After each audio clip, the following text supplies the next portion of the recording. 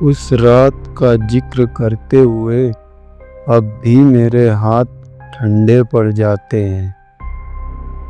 50 साल की जिंदगी में मैंने जितना देखा उतना शायद किसी ने नहीं देखा होगा, लेकिन उस रात जो हुआ वो अब भी मेरी रूह में जिंदा है। एक सुनसान सड़क, काली रात और वो भयानक औरत। ये कहानी है देसराज ठाकुर की, जो एक ट्रक ड्राइवर है और कानपुर से पीलीभीत के रूट पर पिछले 25 साल से माल लाने ले जाने का काम करते हैं।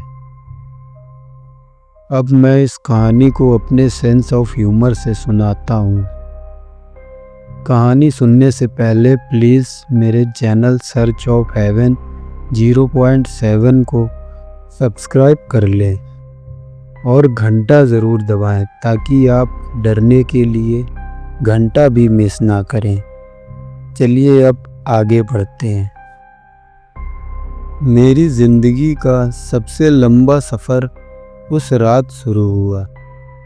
मेरा नाम देसराज ठाकुर है और मैं एक 50 साल का ट्रक ड्राइवर हूँ, जिसने अपनी आधी उम्र हाईवे पर निकाल दी, माल ढोते ढोते। न जाने कितनी रातें काली सड़कों पर काट दी, लेकिन उस रात जो मैंने देखा उसने मेरी रूह को आज तक जकड़ रखा है। मैं रात के कोई 2:30 बजे कानपुर से पीलीभीत की ओर जा रहा था। सड़क पर दूर दूर तक कोई नहीं, सिर्फ हेडलाइट की रोशनी और कभी कभी सड़क के किनारे पड़े कुत्तों की डरावनी आँखें। जैसे जैसे जंगल का हिस्सा करीब आता गया, हवा में ठंडक बढ़ती गई और सन्नाटा गहराता चला गया। मेरे साथ का कंडक्टर उसकी तबीयत खराब होने के चलते नहीं आया था, तो मैं अकेला ही था। करीब 40 किलोमीटर बाद मुझे एक औरत दिखाई दी, सफ़ेद साड़ी में, सर झुका हुआ, सड़क के किनारे खड़ी थी। मैंने ज़्यादा ध्यान नहीं दिया, पर हाईवे पर कभी कभी लोग मदद मांगते मिल जाते हैं।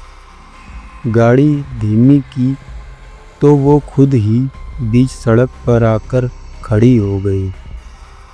उसका चेहरा तो नहीं दिखा, पर मैंने खिड़की से झांक कर पूछा, कहाँ जाना है? उसने बिना देखे बस हाथ उठाकर जंगल की तरफ इशारा किया। मुझे थोड़ा अजीब लगा, पर मैंने कहा, बैठ जाओ, जहाँ तक होगा छोड़ दूँगा। वो चुपचाप पीछे के हिस्से में बैठ गई। रास्ता फिर से सुनसान हो गया।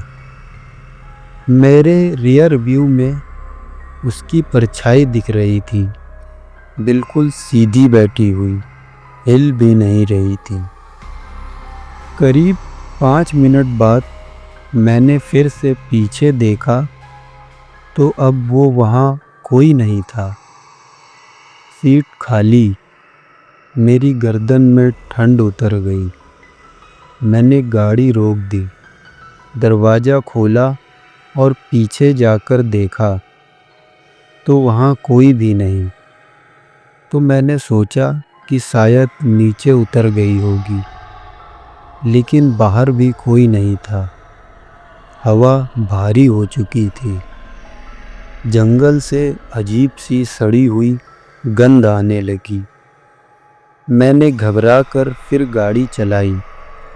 जैसे ही गाड़ी में रफ्तार पकड़ी, मुझे अपने दाएं कान पर गर्म सांसों का एहसास हुआ, जैसे किसी ने फुसफुसा कर कहा, तू किधर ले जा रहा है मुझे? मैंने कांपते हुए शीशा देखा तो पीछे वही औरत थी, पर अब उसका चेहरा दिख रहा था, काला, सूजा हुआ, और उसकी आंखें बिल्कुल सफ़ेद, जैसे पुतलियाँ गायब हों। उसका आधा मुंह फटा हुआ था और जबड़े से खून टपक रहा था। मैंने ज़ोर से गाड़ी रोकी, दरवाज़ा खोलकर भागने ही वाला था कि उसने मेरा हाथ पकड़ लिया। उसका स्पर्श बर्फ़ की तरह ठंडा था।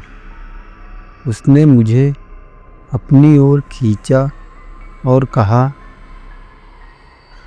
मेरी मंजिल यही है और तू भी यहीं रहेगा।